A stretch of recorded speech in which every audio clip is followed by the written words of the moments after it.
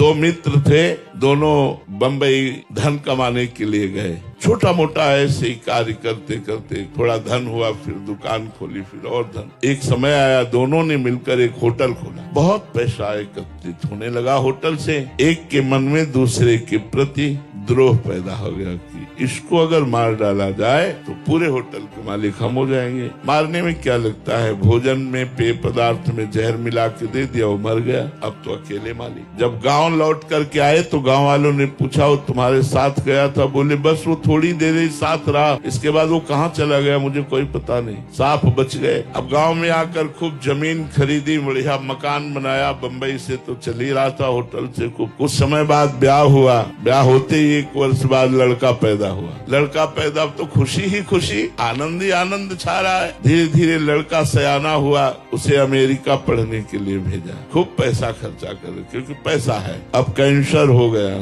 लड़के को। अब ऐसी उल्टा चक्र चला कर्म का, फिर पैसा खर्चा होना शुरू हुआ। धीरे धीरे जमीन बिकी, होटल बिका, सब बिका, कर्जा हो गया।